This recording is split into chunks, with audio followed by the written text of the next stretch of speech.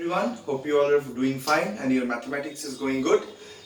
So today we are back with another problem solving session, and in this session we will solve ISI Mtech Qror 2019 questions. ISI Indian Statistical Institute, you know, as it's one of the most reputed institutes in India. So Qror is one of the most celebrated courses in ISI Institute. So we are now about to solve the Mtech Qror 2019, that is the last year papers problem, so that we can just get an essence or the touch of this year's problem. Now, this is the first question that we are already aware with in the board. So it says that both the roots of the quadratic equation x square minus 63x plus k equals to 0 are prime numbers. How many values of k are possible? Option A is 0, option B is 1, option C is 2, option D is none of these. So before just going with the solution, I recommend everyone to just pause the video and try this question on your own first. This is because for any mathematical problem, when you are approaching, trying a question is very important. So I recommend you everyone so that you please do pause this video and just try to solve the problem. Now we will go directly to the solution part. So what was the equation that was given in the question? The equation given in the question was x square minus 63x plus k. And our question depended upon the value of k. So our question says that find all k. So the main motto of this question is to find all k and to find the number of values of k that satisfies them.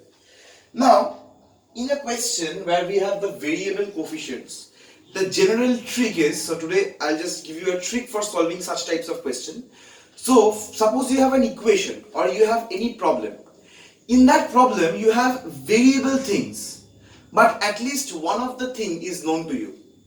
So the main strategy for solving such kind of problems is to approach with the known things. Okay, so I'll just teach you this technique of problem solving by this example. So this says x square minus 63x plus k is the quadratic equation, and it says that it has two roots as prime numbers.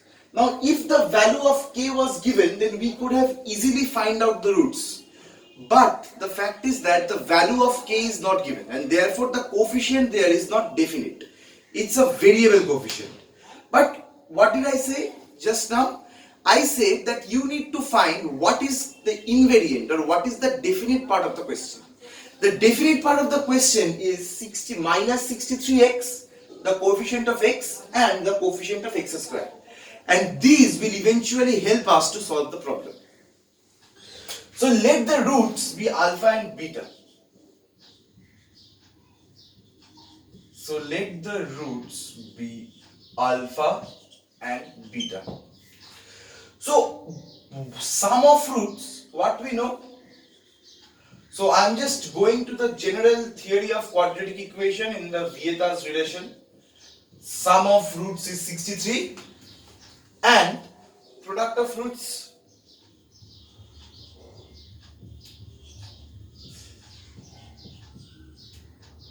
is k, which is alpha beta. So the fact is that we have got the sum of the roots to be alpha plus beta is 63 and product of roots is k. Now since it is said that alpha and beta are prime numbers, so alpha and beta I need to find in such a way such that alpha and beta sum up to 63. But there are many alpha beta that can sum up to 63, right? So there are many types of like this. We can just use combinatorics and permutations, combinations to find all the number of solutions. But slow down a bit. Do we actually need to find all the alpha betas in the equation? No, absolutely not. Because in the question we are told that alpha and beta are prime numbers. And by this information, our question was made far more easier than the general equation or problem solving approach. So since alpha and beta are told to be prime numbers, so we need to find two prime numbers that sum up to 63. Okay. Now what are the two prime numbers that come up to 63? By trial and error. So such things you can do by trial and error. This is because that's a very limited approach. So if your approach or the set of solutions is very large, like the number of solutions summing up to 63, then you don't need the trial and error process. But since in this case the number of solution is very small, we need the trial and error approach for this question. So we need to find all prime alpha beta such that alpha plus beta equals to 63. Okay, now we observe, so what can we do for all primes? So we define all primes alpha plus beta such that alpha plus beta is 63. Now we will give a general approach by number theory. We know that all primes or all odd primes that exist are either of the form 4k plus 1 or 4k plus 3. Okay, so all odd primes that exist are either of the form 4k plus 1 or of the form 4k plus 3. Now how do I get it? This is just the simple division algorithm lemma that is said, and say that there might be 4 cases when we divide a number by 4. 4k, 4k plus 1, 4k plus 2, 4k plus 3. But since the numbers are told to be prime, 4k is not a prime number. 4k plus 2 is not a prime number unless k equals to 0. So if k equals to 0, then 4k plus 2 is a prime number. I repeat, if k equals to 0, then 4k plus 2 is a prime number, and I recommend everyone to note down these results. This is because these results serve as an important basis in problem solving from ISI or any other number theory examinations. So alpha must be of the form 4k plus 3. So alpha is 4k plus 3, beta is 4k plus 1,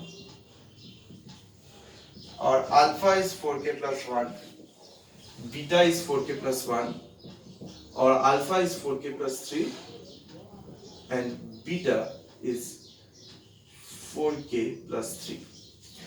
So we need to just consider these combinations, and these are prime. So I just shift the camera a bit downwards.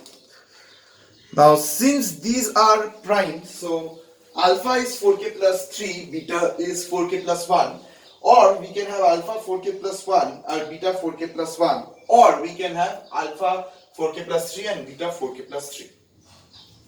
Now just see that before doing all these, we see that these all are odd numbers, right?